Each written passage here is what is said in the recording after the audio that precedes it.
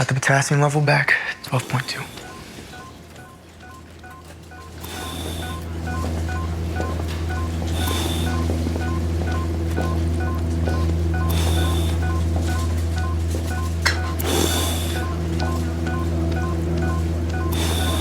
No one has ever survived a cardiac arrest with a potassium over 11. There is absolutely no chance of recovery. I am so sorry. Amber has died. No. It's not happening. No. So sorry. Before we stop, do you think her sister would like a chance to say goodbye? No, Bill shouldn't see her like this. Okay. You can stay in here for as long as you like. It's okay. We are going to stop now.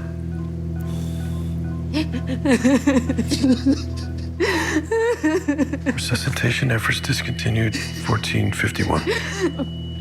Baby. Oh, sweet. I'm sorry.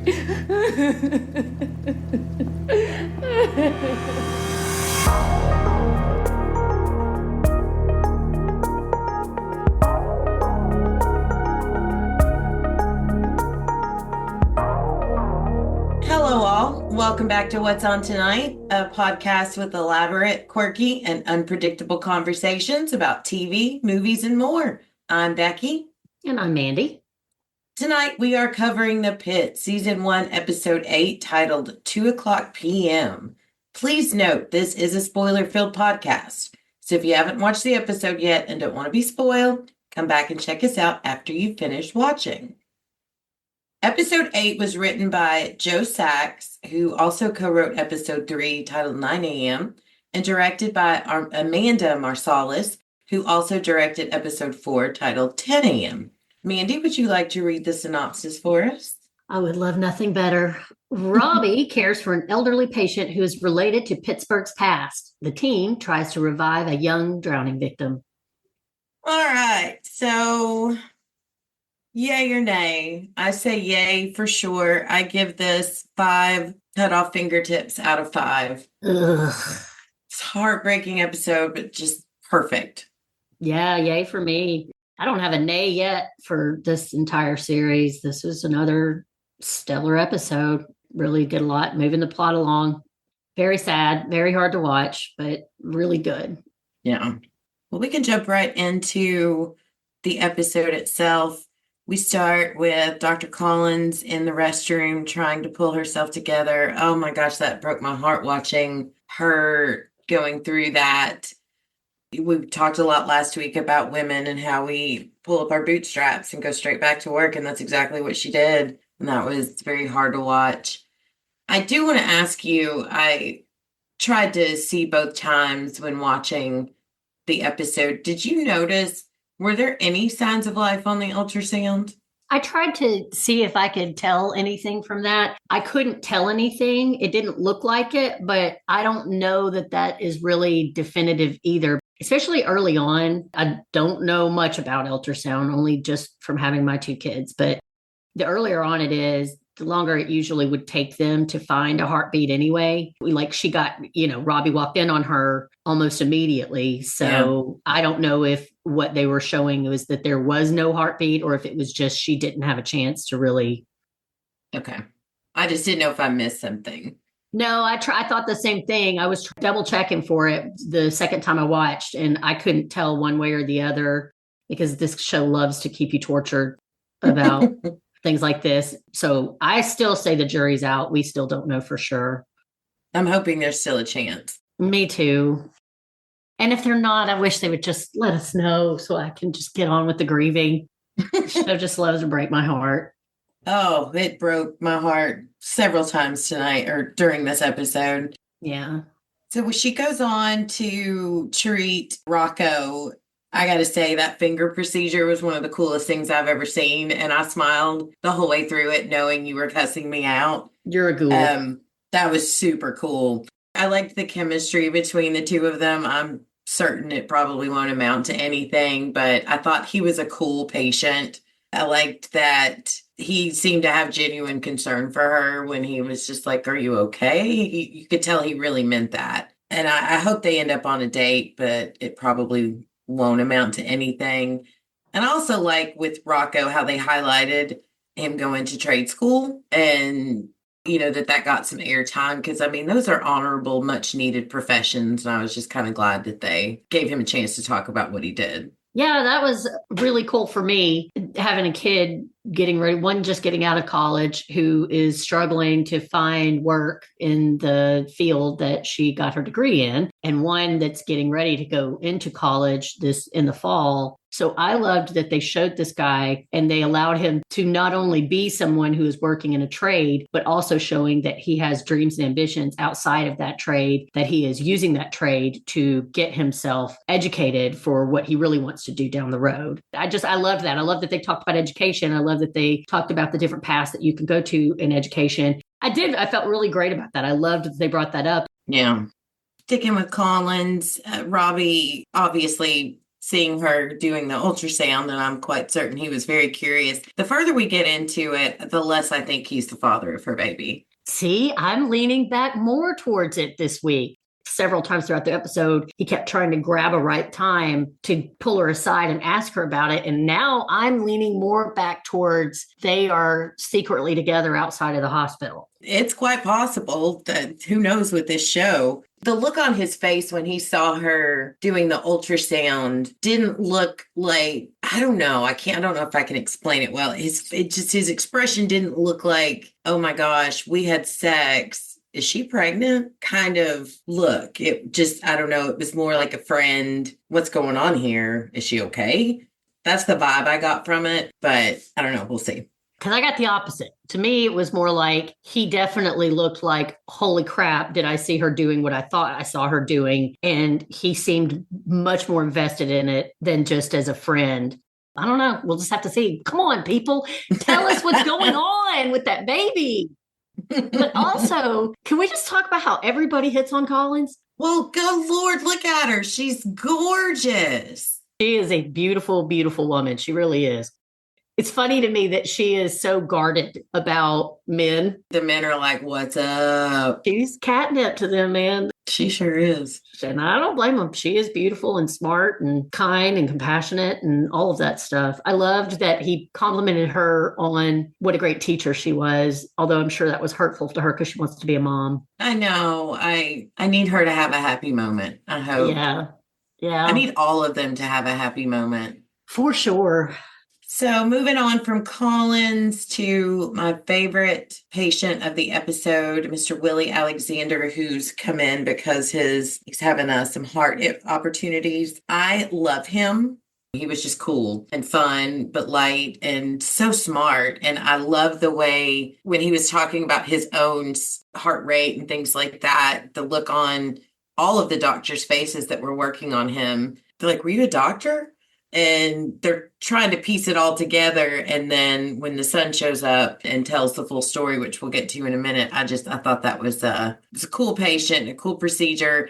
Before we get into more about him, I do want to talk about Dr. Langdon. I think he is such a great teacher and such a great doctor. The way he was coaching them through the procedure that he was doing, which was another really cool procedure. I think it was great acting on his part. I wanted to see what you thought about Santos when she leaves the room with the Dr. Collins patient and confides in Garcia. Since we're going to talking about Dr. Langdon now, you mentioned last week you think he might have a drug problem, and there were some things that could allude to that. I was just curious what you thought of all of that. I think that it's definitely still up in the air. I mean, it's debatable. Dr. Garcia, I hate that woman. Sorry to the actress. We don't like your character. I think you did a great job of making her unlikable.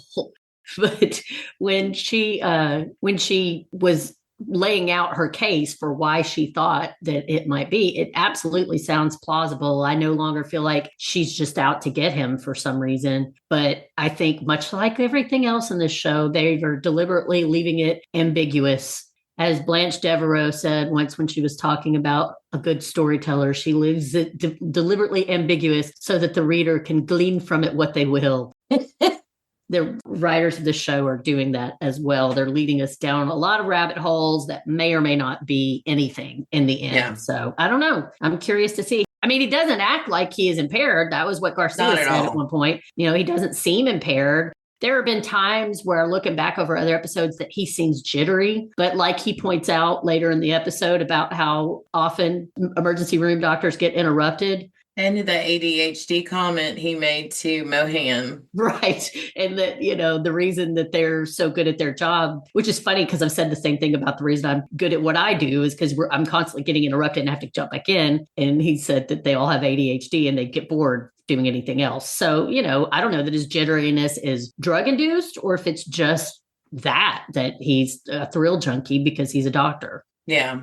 I'm hoping he doesn't have a drug problem, but if he doesn't, I sure hope that Santos doesn't yet again embarrass herself by making a public production of something that turns out to be nothing. And do you think that Garcia's reaction to Santos was unfair? I know you don't like Garcia, and I don't either, but I'm curious, did you think she shut Santos down too soon or? Yes. I mean, that's one of the things I dislike about her is she's very dismissive and abrupt with her. And I still think that they have some kind of relationship outside of this hospital. And if they do, there's a power imbalance there. I think that she takes full advantage of. Think about the difference between the way Dana handled her questions, even though they were about someone that she's worked with in that ER for presumably quite a while. Yeah, but Santos didn't spell it out for Dana like she did for Garcia. Yeah, she didn't just flatline, but Dana's smart. And I feel like that she very much got the gist of what she was trying to ask about. And she didn't overreact or underreact. She just showed her how to get that information for herself. Yeah. So back to Willie, we find out from Willie's son that Willie was one of the original members of the Freedom House Ambulance Service. And I am so sad to say I had absolutely no idea that this existed.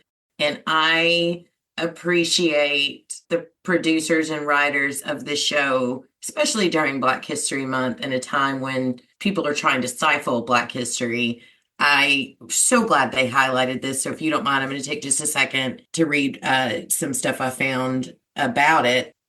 So the Freedom House Ambulance Service was the first emergency medical service in the United States to be staffed by paramedics with medical training beyond basic first aid. Founded in 1967 to serve the predominantly Black Hill District of Pittsburgh, Pennsylvania, it was staffed entirely by African Americans. The Freedom House Ambulance Service broke medical ground by training its personnel to previously unheard of standards of emergency medical care for patients en route to hospitals. The paramedic training and ambulance design standards pioneered in the Freedom House Ambulance Service would set the standard for emergency care nationally and even internationally. And despite its successes, the ambulance service was closed 8 years after it began operating. In 1975, the city of Pittsburgh cut their funding and subsumed its personnel and operations into a newly established citywide EMS service. Love that exists, that was real. I love that they brought it into the show. And one of my favorite things that came out of that conversation, on top of what I just said, was how Dr. Robbie got a chance to hear Willie talk about Dr. Adamson.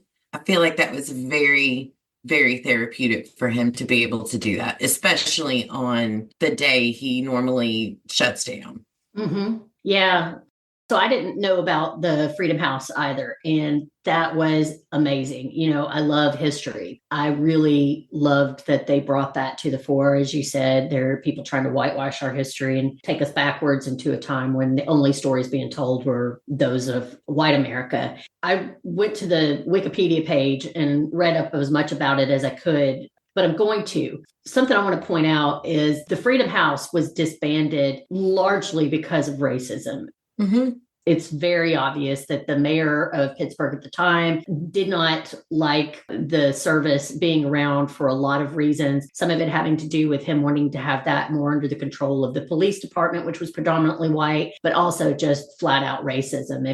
His opponents at the time tried to defend the program, but it took him years, but he was eventually able to defund them and subsume all of those services and steal their ideas and steal their practices and take it into city government. But a statistic I read there at the end was that in the late 1990s, you went from an all-Black ambulance crew that were pioneering the services that would eventually be modeled throughout the world. But by the end of the 1990s, 98% of the Pittsburgh Bureau of Emergency Medical Services was white.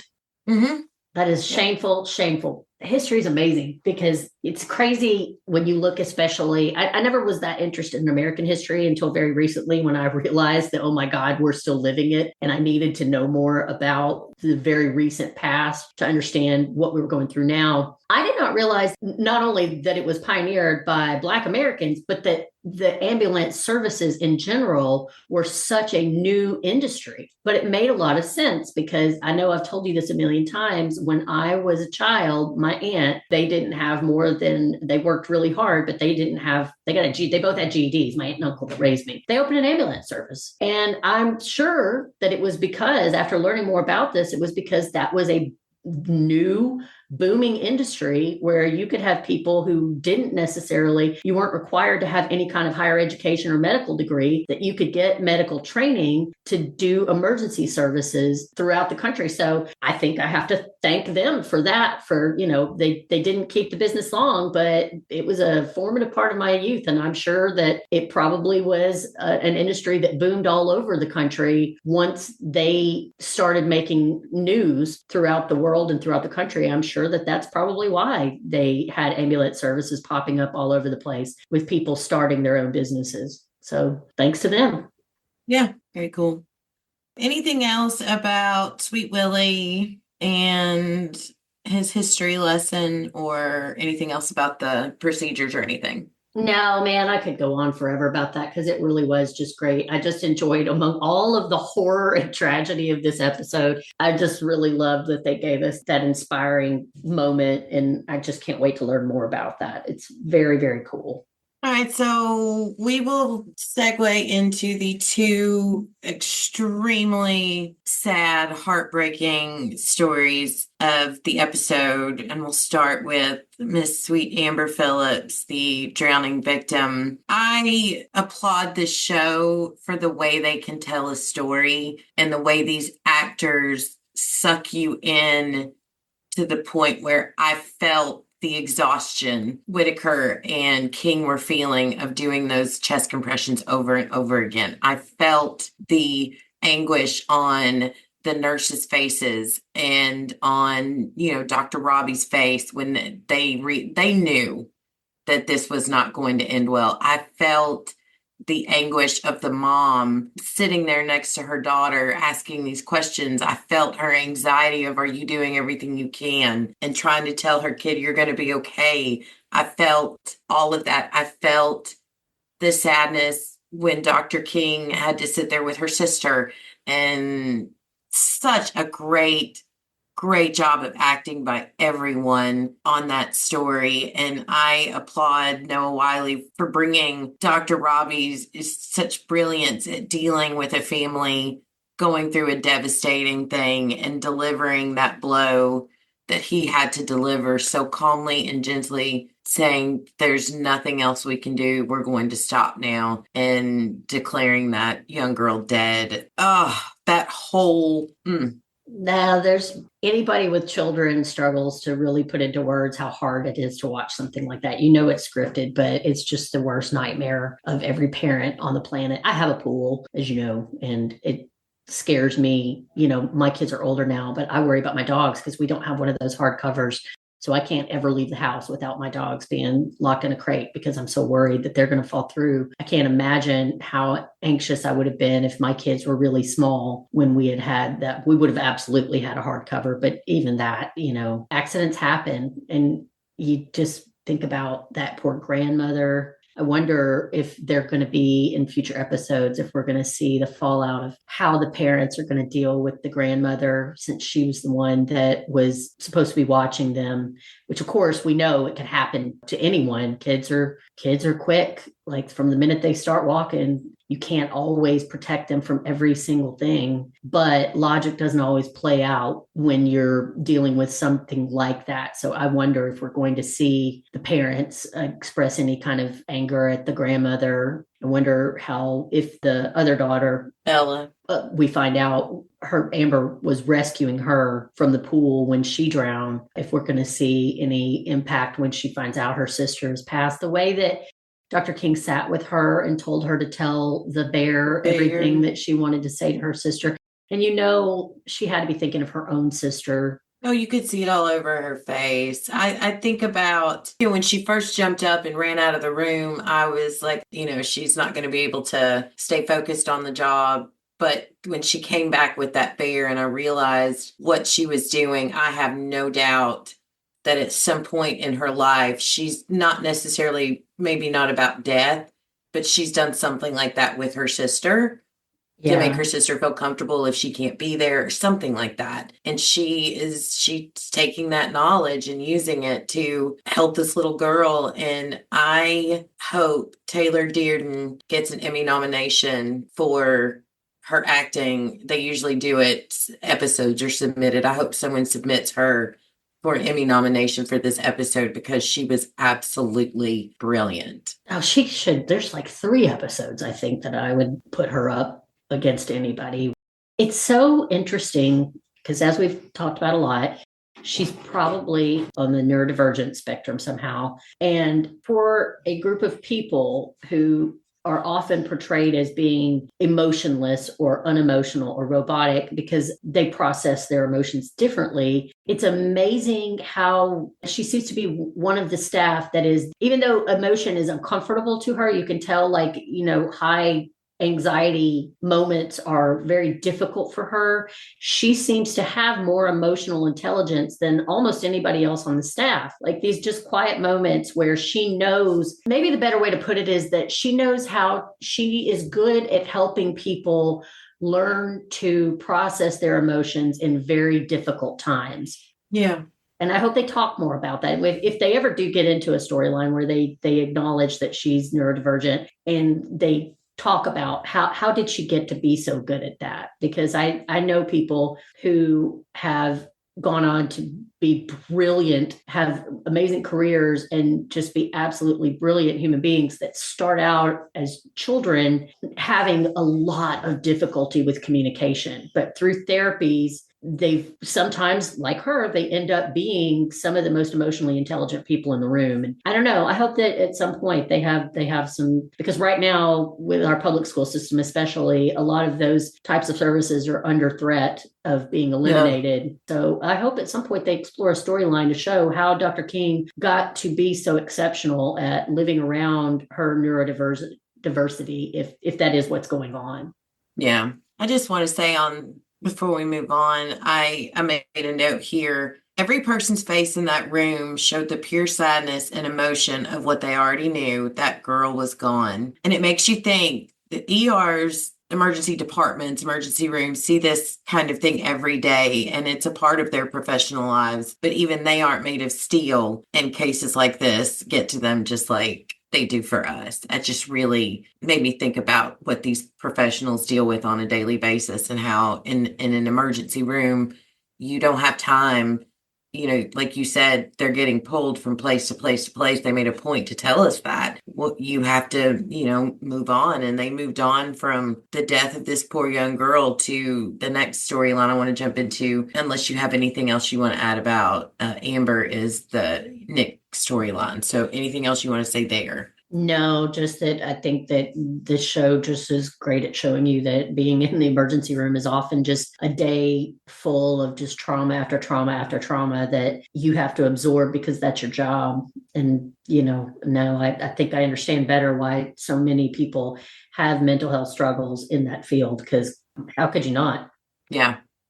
Well, great acting by all For sure. to show us what that's like. So then we move from Amber passing to Nick Bradley, I did not know. I learned so much in this episode. I had no idea that the honor walk was a thing. I didn't know that was something that they did. And first, I'm glad the parents agreed to the organ donation. And I thought it was a beautiful moment when the entire staff and all the friends and family of Nick and his family lined the halls and they wheeled him out to the ambulance. I thought the Steelers blanket was a nice touch to represent the city. And, my mom is a huge Steelers fan, so that just made me think of her. What really got to me in this was the parents. The acting between them was just so good. But when the mom seemed almost anxious that Robbie wasn't going to be able to be there when Nick's organs were harvested, which shows how well he built a relationship with his family, and all of that conversation we had about him taking all of this time and is this the right thing to do or the wrong? We now see how that helped this family move on to this decision. And then he looks at her and he says, well, a lot of us would like to attend Nick's funeral. And the look of like almost amazement or awe on the mom's face that even though their son was moving on from their care, they were still going to be there in some fashion was absolutely beautiful. And then the walk to the ambulance was just what a way to end the episode. And whoever made that choice and the way that the lady who directed the episode, the way that she filmed the staff and the characters. Did you see the daughter, the young girl who was in there with him that almost died? Did you see that she was there? No, I was wondering about that. I didn't see her. Yeah, I went back twice, a second watch to make sure that, yeah, she was standing there in the line. Some of those people I didn't recognize at all. And I thought, like, I knew about honor walks, but now I wonder, like, do they just get anybody that's around and ask them if they would like to be part of it, if they happen to be there? I wonder what the rules are.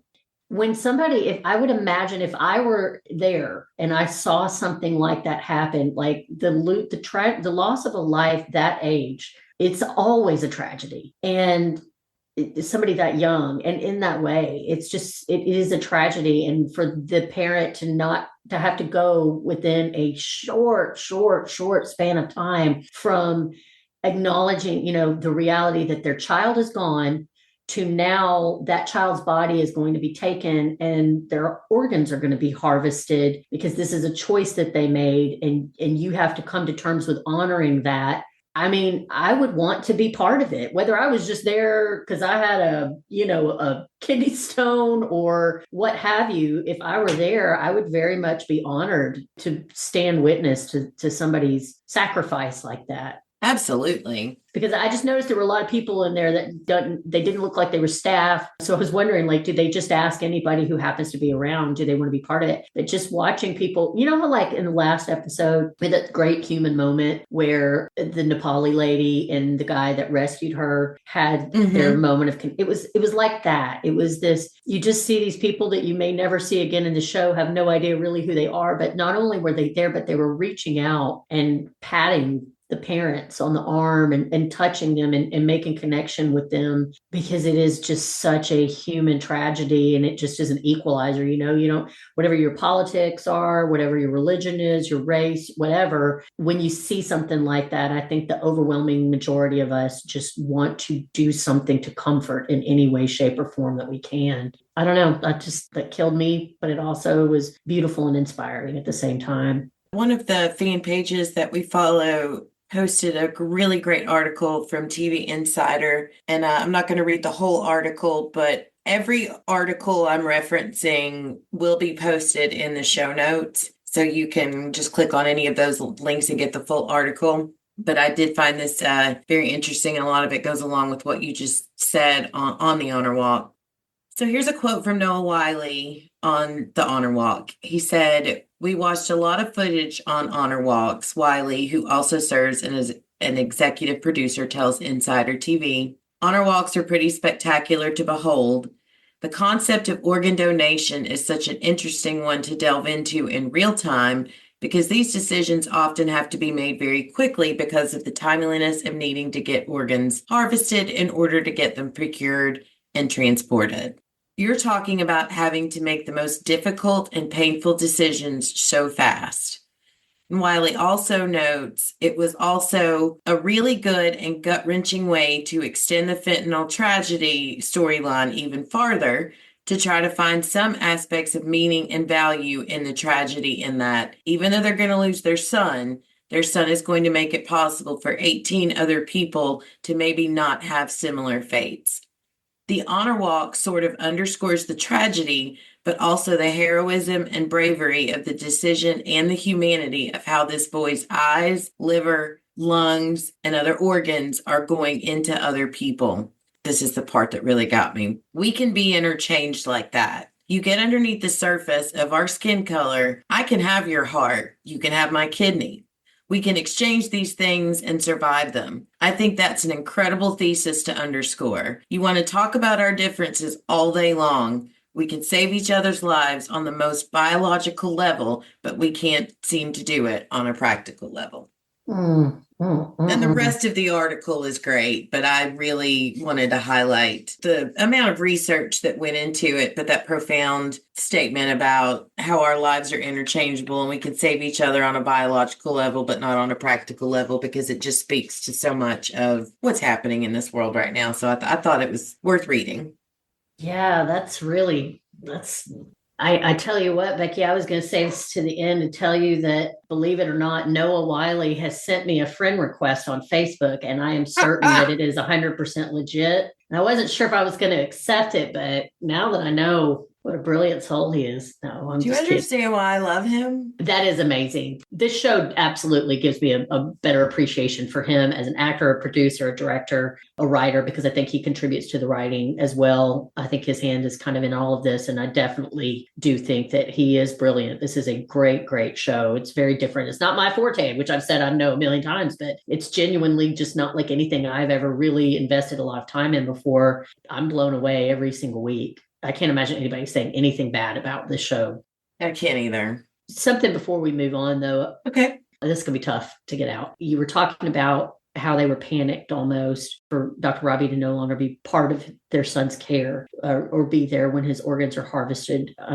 When they wheeled him out and they put him in and they shut the door and his parents are in that car, what I felt was the silence of what the rest of their life is going to be like, or at least then going forward for a long time going forward. Whenever you lose someone, I think you probably also understand that impulse that they had. To them, their son is still alive. Still, that body is their son's body that they have taken care of their whole lives. And to them, he is still the same boy, and they still want him to be loved and cared for. Even though they've gone through all of this, the reality has not set in, because I think, as most of us have experienced, when you lose someone, a lot of times through the loss, the funeral arrangement and all of that, it's tough, but it's almost like you're doing things. You're in a cocoon, you're moving, there's forward motion, there's activity, you don't really have time to process. The really, really, really shitty part about grief is when that ambulance door shuts. And now there is no more busy emergency room. There is no more discussion of what we're going to do. None of that. It's just going to be you and your grief. And I don't know how they did it. The shot of them getting in their car and shutting it, you could just feel how the next few weeks and days and hours are going to play out for that family. And that's when the grief is really, really going to hit. I wanted to pray for them. Yeah. It's a very good observation, and you're right. I think about when my brother passed away and I got the call from my sister-in-law, and it was, I know I called you and told you what happened and had a mini breakdown, and it was the realization I have to call my parents and tell them their son is gone. I have to call my brother and tell him his brother is gone. I have to do, and I got busy, and that's all I did from the day he passed until the day we had his service was plan and do and make arrangements and be sure this was happening and that was happening. And I was talking to Connor my son several months ago, I was just feeling around the time Jason had passed away a year later. And I still have we each got a small vial of his ashes. And I was just thinking about him and I cried. I really broke down and cried. And I realized that that was the first time that I had actually stopped to really process that he was gone and process all of those emotions. So what you say makes absolute sense. And that is something that, when death occurs, you are surrounded by friends and family and loved ones who are lifting you up. But what happens when the service is over, when the flowers have stopped coming or whatever it is, and you have to forge on with the rest of your life with the absence of someone that you love dearly. I did not think of that, and I think that's a great observation, and they did do a great job of displaying that. Well done. Yeah, almost too good. Yeah. Everything in this episode was too good. They're going to be getting a bill for my therapy. I think based on a lot of the feedback, I think a lot of people are sitting on their therapist couch or will be in the next few days over this episode. We don't know if Collins lost the baby or not.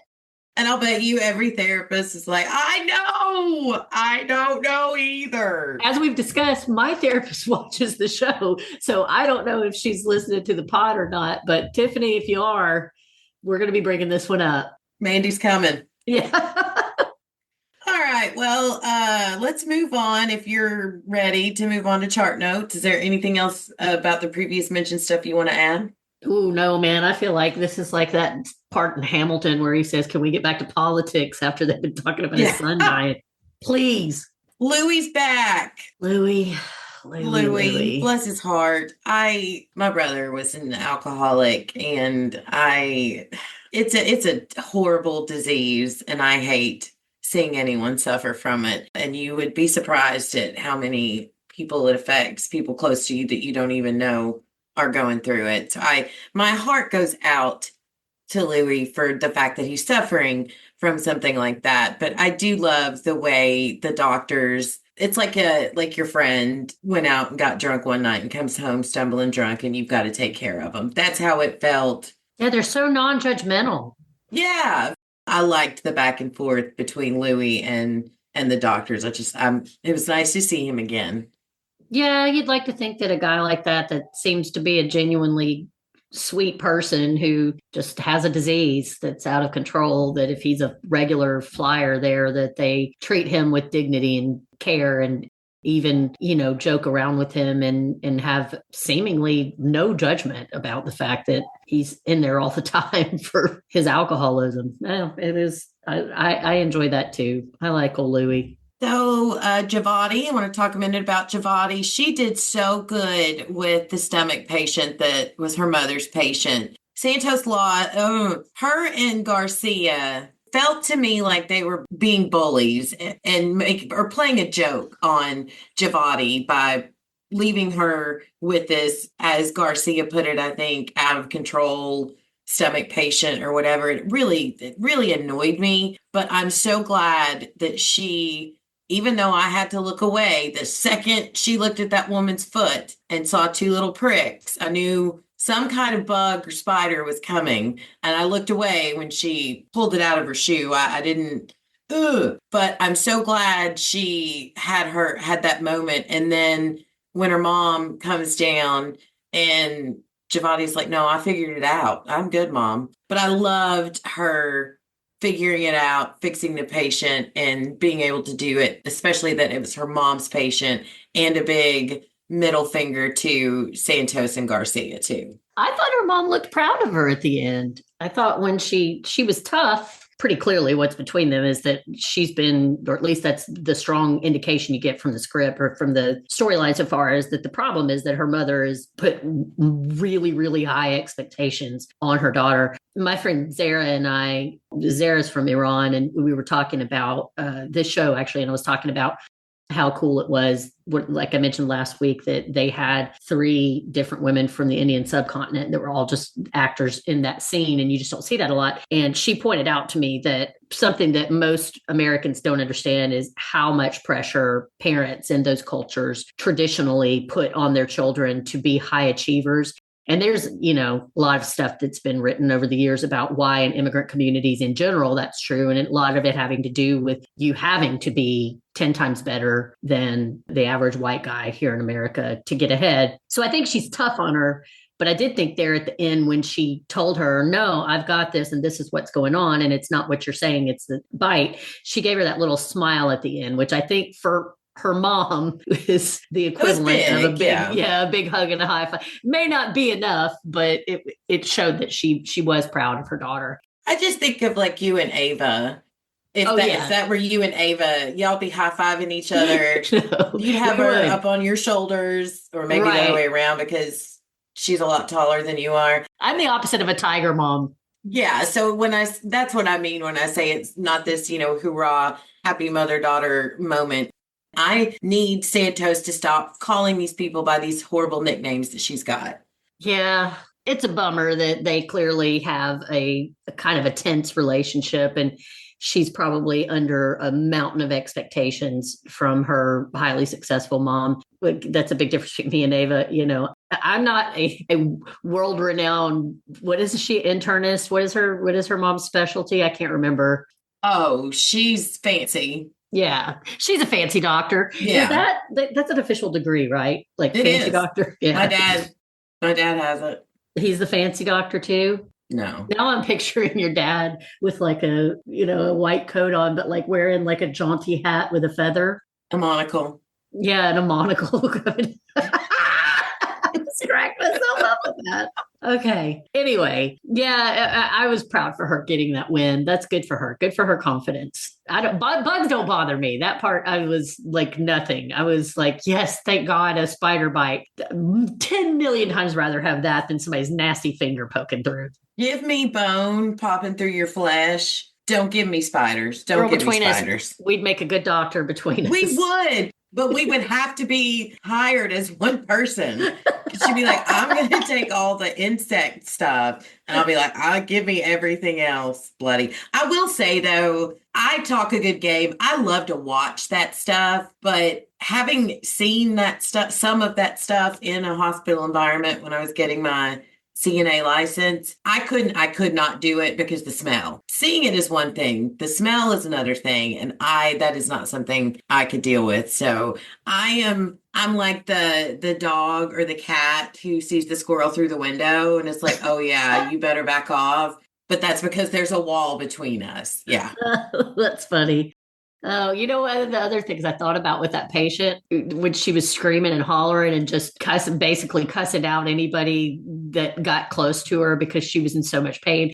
It reminded me of my one, please God, let it be the only one I ever get, a kidney stone, because it hurt so bad. I didn't know what it was. I got up like 4 a.m. and as soon as I stood up, it felt like something was ripping my insides out, like a claw had just reached in and was squeezing my organs. I thought it was appendicitis. And we were on the way to the hospital. And this isn't a symptom that everybody gets with kidney stones, but I've found out that it is a fairly common one.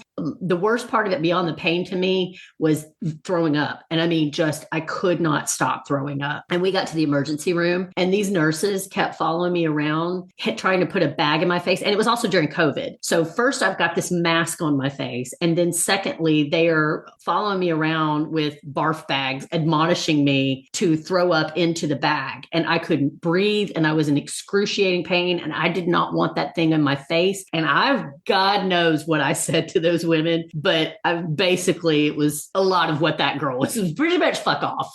But I needed air. So I went outside and just started throwing up all over the front of it. Well, I'm not done. There's a point. I'll stop saying pew. We'll say fluffy kitties. So me and the fluffy kitties went back in the back and it was a good hour and a half of them trying to figure out what was going on with me and just more of that and more of that. And I don't remember what I said, but I do know that when the drugs finally kicked in, the women came back into the office like they were having shift change and the nurse brought in the new girl that was taking taken over to explain. And I was like, hey, thank you so much. I appreciate everything you guys have done. And Eric's just sitting over there like, oh God. And when they left, he looked at me and he goes, she brought her in here and was like, this bitch right here. You better watch out for her. And then she comes in and all of a sudden I'm like Mr. Rogers over there. But pain will make you a different person. And my reaction was all just like from the pain. Mm-hmm. Like, Becky, I remember being on the way there and having this thought, if I jump out of the car into traffic now, this pain will end. And it wasn't like I wanted to die or I was suicidal. No, you just wanted to stop. Yeah. And that when you are in that kind of pain, your brain is just not functioning. I also laughed when they asked her if she was allergic to anything. And she said, codeine, it makes me throw up. And who was it with Giovanni that said, that's not a symptom or that's not an allergy, that's a side effect? Yeah. That made me laugh because for years, I remember when you got sick a few months ago and I told you about when I got my parotid gland got infected when I was like 19 and they gave me codeine for that. And for years, I thought I was allergic to codeine because it made me told sick. you I can't take codeine because I'm allergic to codeine because it makes me throw up. And now I'm like, oh my God, I put on my medical file that I can't take codeine when in all reality, I just need to take a Dramamine before I take the codeine. Right. That was a very funny moment. All right. Anything else on that? We're running long. Nope. And you're welcome, everyone, for hearing all about our kidneys. So Rita came back. I told you she just needed a nap, and God bless her. It was so quiet. I just dozed off. And I was the relief on Dr. King's face when she saw her. And then I love Dr. King sitting with Kiara and helping them understand options that are out there. And Ginger is the sweetest woman on the planet. And I don't know if we're going to see her again, but I'm going to miss her. Me too. I love that moment when she just loves being helpful to people. Just the genuine love that she has for taking care of people. And when she pushed the tissues over, again, this is one of those just brilliant little acting choices that Taylor Dearden makes, that she, is probably on the spectrum. She's uncomfortable with emotion, but she's learned to take care. Like, she's learned people that are emotional like that. It's like Sheldon. Yes. When his mom taught him, when somebody's in distress and they come to your house, you offer a hot beverage. Right. That's very much like what she did with those tissues. She was taught tissues are what you do for people who are crying. Yeah, that's true. And she just looked so happy to be able to do it. And it was a sweet moment we really needed in this episode. I will say it was great that they were able to offer her all of those services and the relief and the happiness on her daughter's face when she realized that she was going to get help. Now, I wonder how realistic that is in real life. I certainly hope, and I know this is a very well-researched show, so I'm assuming that for the Pittsburgh area, at least, that is probably very true. Well, and I don't know that it's available everywhere, because each state, I don't know exactly. What I have learned is that the thing that I fear most about getting older isn't aging, it's having to deal with Medicare, because I've had just a very little bit to do with it, trying to help my mother-in-law through getting some services for her husband, he had cancer, and that destroyed his body in a lot of ways. And now he's got very limited mobility, and they do not have nearly as many services available, at least in Florida, options to caregivers as Ginger was going to have. I'm curious now if that is a realistic portrayal. I wish we had somebody to ask how realistic that would be for someone in her situation, at least in the Pittsburgh area, and if that is common throughout the country, or if it really is dependent on what state that you're in. Well, like you said, it's a well-researched show, so I'm sure a lot of what they brought up is probably maybe related to that specific area, but it's sad all that stuff isn't available everywhere. Right. I guess that's what I'm saying, is that if that is a realistic portrayal of what you could find available as a caregiver to somebody that is an elderly parent that is experiencing dementia, I am real sad for the rest of the country that is not the norm. Yeah. Well, I was almost really sad for the rest of the country and us, because I thought Myrna was gone, but thank God Myrna is okay. That's all I wanted to say about that. She's so funny. I love that woman. I'm going to really hope. I don't know how they do it, but I hope if they bring her back for season 2. But you know what it reminded me of is another personal moment when my grandmother was passing away. The last day of her life, she was allowed to come home, and she passed on my aunt's couch. There was this moment where she was lying there, and we knew it was going to be soon. And I was very, very close to my grandmother. So I'm sitting there and I'm watching her chest, and I'm watching it go up and down, up and down. And then it stops for a while. It felt like forever. And so I started to yell, "Mom." And when I did, my grandmother woke up and she looked at me and said, "What are you doing?" And I said, "I thought you were dead." And she goes, "You almost killed me." Oh, And she passed a few hours later, but we had a big laugh about that. So it's kind of a funny memory for me now. I'm glad. I'm sorry that happened, but that is a sweet. It wasn't great. She laughed, I laughed. It was very funny. Yeah. I know McKay's relief at that moment. Yes. All of our relief. All of our no, relief. You don't take Myrna. I'll fight you for Myrna. I don't want to spend too much time on it because I think it's going to unfold a lot more next week or in the next few episodes. But I'm very curious about this whole Piper and Laura, the boss, and Winky Finger's assistant. Yeah, that's weird. Storyline. I want to give kudos to McKay and how brilliant she is on picking up on weird things. Yeah. As a doctor. And I love how Dana had her back. Love how Dana has everyone's back, but she's like, "Oh, this is what you need. Let's go. No questions asked." She's there for her. Do you think it's sex trafficking? I don't know. I don't know what else it could be. I'm very the curious. boss was pregnant. Did you notice that?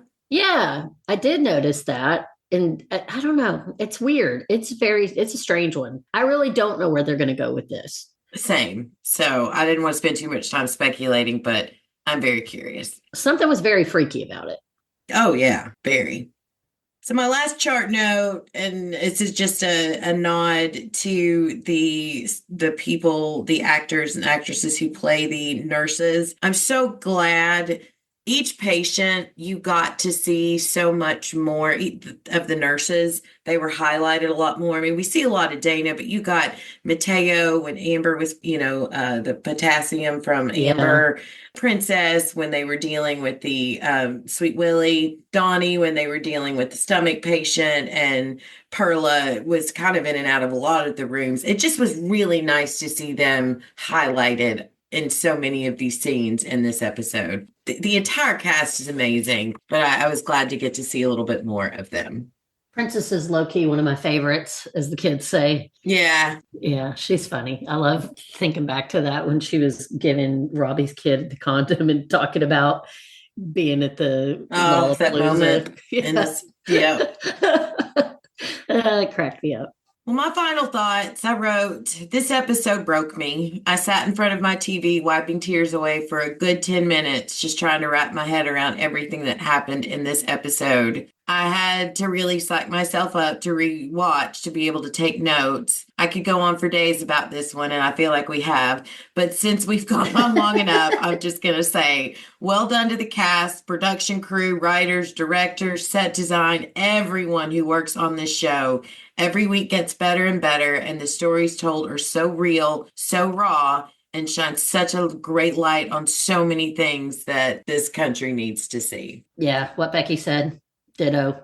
No, I mean, last week was harder for me than this week was, but this week was another brutal one. And I'm just genuinely in awe of how well they're telling this story, and want to affirm everything you said: the cast, the crew, the sets, the directors, the writing, all of it. It's just amazing. All right. So we have some show notes or news, I guess, however you want to look at it. Just a few excerpts from some articles that we're going to read. Again, links to these articles will be posted in show notes so you can read the whole articles. But these are just a few points that we wanted to highlight. And an article published by Yahoo News Canada, written by, and I apologize if I butcher her last name, Elizabetta Biancan. She wrote, among the highlights from the Pit, from its fast pace to its nuanced characters, at a panel discussion last month, the cast celebrated the show pushing against gender norms we see in other medical dramas. I feel like if this was made a while ago, this would have been a young man playing this character. Aziz told journalists at the panel about playing Victoria Javati. And also,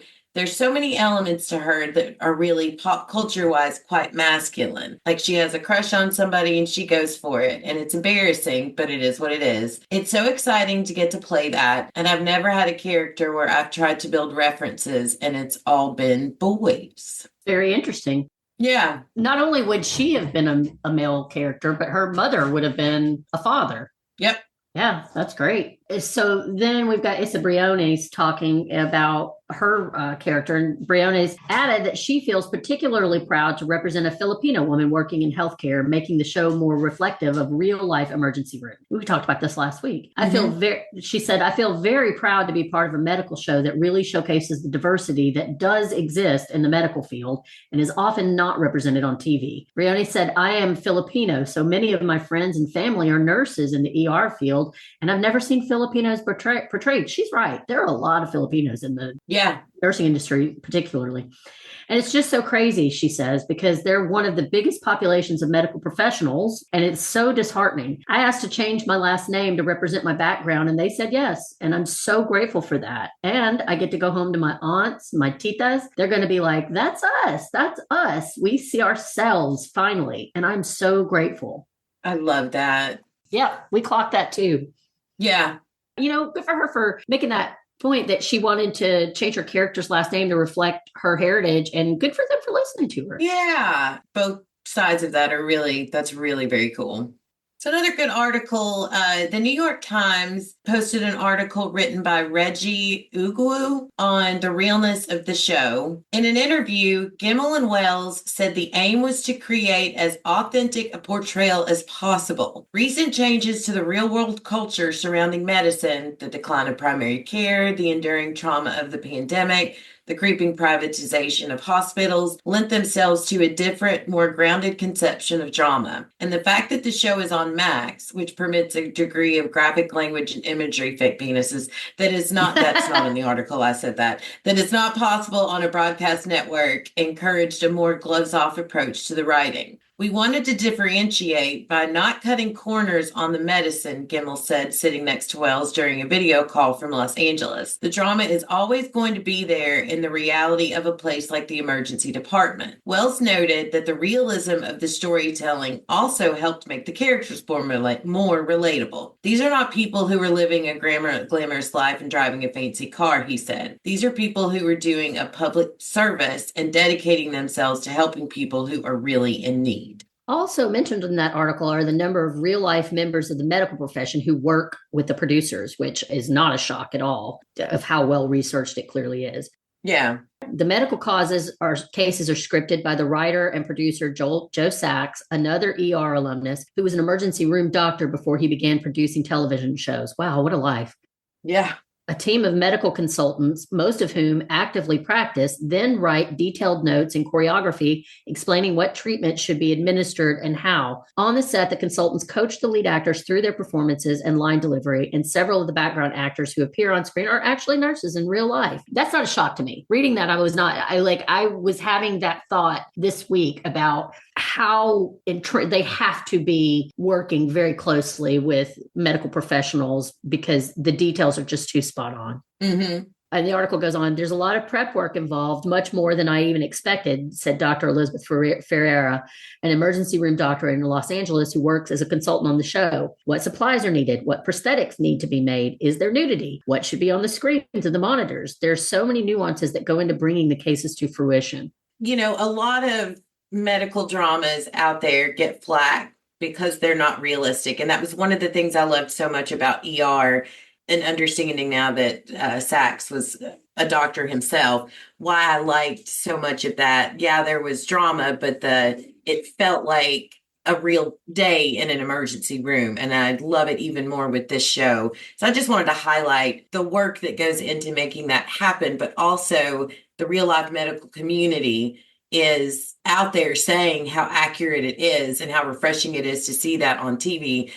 Before we end this part, I do want to say there was one doctor who said sometimes it's almost too real that he has to after an episode, he has to change the channel and watch Lost or something like that to clear his head because it brings up a lot of personal dealings and traumas that he's had to deal with. So that's how on point the show is. So again, all of these articles that we've talked about all will be we'll post links to all of them in the show notes, so those who are interested can read them. They're all really good. He should watch something that just has nothing to do with medical reality, like Grey's Anatomy. 100,000 trillion%. I just wanted to get in a dig at Grey's Anatomy. You know how much, you know how I feel I know. about that. That was a gimme for you. High five. Yeah. So we got some really good feedback. Yay. On the last few episodes. Maybe you want to start? Yeah. Mary Warden Good from Facebook wrote on episode 8, the honor walk was beautiful. The drowning victim was heartbreaking. The history lesson from the OG paramedic, the older lady in a wheelchair who is always handcuffed to a wheelchair, giving the young doctor a fright was kind of funny. Such a wonderful show. And Linda Morrison added to Mary's comment, I never caught the reason why she's confined to the wheelchair. Is she handcuffed? So much going on that I missed a few details. Girl, you and me both. But yes, Myrna is handcuffed, and we all want to know why. Becky says it's just Myrna. Myrna's gonna Myrna. Mary did add that she thinks it's because she wanders, and so that's why they have to handcuff her to the chair, which would make perfect sense. I could see Myrna wandering into a strip club and hitting that buffet. Right. I am going to be very disappointed if it's probably just so that she doesn't wander, but I'm going to be so disappointed if it's anything less than Myrna is a notorious bank robber. Well, she says she killed her husband. Right. Or that she's got some dead husbands in her past. You know, one of my few podcasts that I listen to outside of ours is Snapped. I'm wanting a Myrna episode, what she's been up to. I love that woman. I do too. Erica Land also Facebook wrote, and Erica, I just want to say, when I saw your comment, it brought so much joy to my heart because you are me when I give feedback on TV episodes that people are podcasting on. Thank you for all of this. And please keep it coming. So she wrote, my thoughts on tonight's episode. I'm so happy that Rita came back for her mom. I was getting worried. I'm happy it was just a misunderstanding and a much needed nap for her. I really hope Rita and Ginger take the offered help. I know it's hard to ask for help or receive help when you're being the only one taking care of someone. I loved hearing about Freedom House. I'll definitely be doing some more research. As soon as Dr. McKay said she hadn't heard of the town the young female patient was from, I didn't notice that. Along with her not having a cell phone, my thoughts went to that she must be Amish. She may have gone to Rumspringa and got caught up with the trafficking woman / boss. Did you notice when her boss stood up, she was pregnant? I did notice she was pregnant, but I didn't catch that McKay got weird when she didn't. Nice catch. You know, but if she is, that is a great thought that she might be young Amish because she kind of has that look. But then I'm like, maybe the lady is trying to protect her from the Amish, which we probably don't want to go down that rabbit hole this late in the episode. But there's some real problems with women being abused, especially sexual abuse victims in the Amish community and them being ignored. So I don't know. That's interesting. But go ahead. Sorry, Becky. Very, very interesting, Erica. That's I'll keep an eye on that. She goes on to say, Dr. King bringing Bella the teddy bear to speak to. It was so sweet and heartbreaking. Speaking of this case, can we please stop having Dr. Whitaker do chest compressions on all these patients they lose? I feel so bad for the young man. Amen. I felt his exhaustion. And I think at one point, it almost looked like he was crying when he was doing that. So his arms are tired. His arms got to be tired by now. Oh, yeah. So she goes on about Dr. Whitaker. I want to know Maury. I want to know more of his backstory and home life. From the first or second episode, when he's told about the sandwich cart, he looks around and pockets an extra for himself. And then he eats the Primanti sandwich. Say that word for me. Voraciously. Did I say that right? That's right. At the computer in a more recent episode. Look at you, Erica. Man, you are sharp. Seriously, come on this podcast. I'm Amen. very much enjoying this series. I really feel like I'm inside this environment with these doctors, nurses, and patients. I'm so happy to hear they've been picked up for a second season. Us too. Keep up the great work on the podcast too. Oh, thank you so much, Erica. That was all amazing. And you really do have a good eye. So please keep the feedback coming. Yeah, that was really cool. At Linda 1541 from YouTube wrote on last week's episode, love this show with a big heart emoji. And she also wrote to us on Instagram regarding episode 6. She says, I love your podcast. I'll leave a review if I can figure out how. I feel you, girl. I had the same problem. Yeah. I'm from Pittsburgh. That's why I started watching the show. I love that they had sandwiches from Primanti's. They are great. I want one of those. They look so good. We're going to have to create a budget where we just put money away and we go to Pittsburgh and have a sandwich at Primanti's. And we take my mama so we can take her to a Steelers game. We'll just fly in, do that, jet set like we do, eat the sandwich. Right. That's why I said we're going to have to create a budget. Yeah. Tell Eric it's time to pony up some of those frequent flyer points. Yeah. So at Cola2178 from YouTube wrote to us about episode 6. I love you guys. Great coverage, and I appreciate your insight. Thank you. Thank you all so much for writing in. I cannot tell you what it means to us to hear from our listeners and to be getting feedback, and just we're so glad y'all are along for this ride with us, and we hope you'll keep it coming. Want to thank the Pitt fan page, and we also want to thank the Pitt with Noah Wiley on Max, which is another great fan page. They too are being so amazing, allowing us to post our episodes and feedback posts and all that good stuff on their page. Thank you.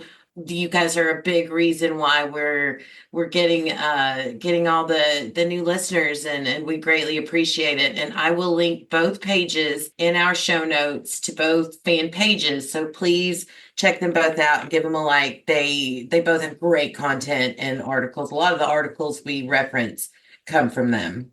Yeah, thank you guys so much. I mean, really touching base and building a little bit of community. I've enjoyed that the last few weeks. I don't know if you go back and listen to some of our older episodes, you may notice that we've really started to use some of their resources to flesh out some of the details of the show and to find new and interesting things to talk about each week. So I really appreciate them very, very much. They didn't have to let us join in on their creation there, and they've both been very, very welcoming. So yes, thank you. I want to add my thanks to that as well. Yeah. If you would like to leave us some feedback or just say hi, you can send us an email or a voice message as an attachment to what's on tonight 2@gmail.com. And that's what's on tonight, the number 2@gmail.com. You can visit our Facebook page where there will be a post for the next episode, and you can leave feedback in the comment section or send us a message through Facebook Messenger. We can also be found on Instagram at What's On Tonight Podcast 2. And that's at What's On Tonight Podcast and the number 2. We would greatly appreciate it if you leave a review, comment, like, and or share on your podcast listening app of choice. So let's head over to the waiting room. I want to hang out with Earl, and we can talk about podcast recommendations, good TV, movies, or anything else that you want to share. What do you got, Mandy? You know, the only thing this week is, I think if you haven't watched the SNL homecoming concert or the SNL 50th anniversary special that was like 3 hours long, you know, do yourself a favor and watch them. It's funny because Eric and I famously do not listen to any of the musical guests ever in a Saturday Night Live episode, but I watched that whole dang concert and it was incredible. It was funny. They had Will Ferrell and Anna Gasteyer on doing one of their old bits, which just had me in tears. But more than that, the music was just amazing. And it was surprisingly full of protest art, really, throughout the whole thing. Just the choices that the musical guests were making were very much designed to inspire people out there who are feeling a little bit discouraged with our current political situation. So that was great. And then the 50th anniversary special with all the skits and the older people coming back from other past cast members and they building it in with new cast members and the special guest stars. I was crying laughing for 3 hours. So if you're a fan of Saturday Night Live at all, I'd say check it out. It's some great, much needed comic relief. It's a good 6 hours of comic relief for you. As far as podcasts, I can be heard on Adrenaline Cinema podcast, Panels to Pixels podcast, and here on What's On Tonight podcast. As far as podcast recommendations, Adrenaline Cinema podcast, Mark and I are going to be covering Apple TV's new movie, The Gorge. We'll be recording that tomorrow. If you haven't watched the movie and have Apple TV, it's a pretty good movie. I was surprised. It was a lot better than I thought it was going to be. And we are excited to share our thoughts with everyone on that. So I will let you know when it's posted. And the only TV recommendation I have outside of the show that we're covering is to tell you, if you aren't watching Paradise on Hulu starring Sterling K. Brown, please watch Paradise on Hulu starring Sterling K. Brown. It is so good. So very, very good. So lastly, we just want to give a big thank you to Mark and Pirate Core Entertainment for giving us this platform. Please visit the Pirate Core website. It can be found on our Facebook page, and there you can find out about our podcast as well as other podcasts like the Slay Lounge podcast with Billy and Will. And you can find other projects that Mark is working on. Well, that wraps up our coverage of episode 8 of The Pit. We will be back next week where we will break down episode 9 titled 3 p.m. Thank you, everyone, for listening. And every day might not be good, but there is something good in every day. Be sure to find that good and hang on to it. I'm Becky. And I'm Mandy. We'll catch you next week when we grab the remote and see what's on tonight. Bye.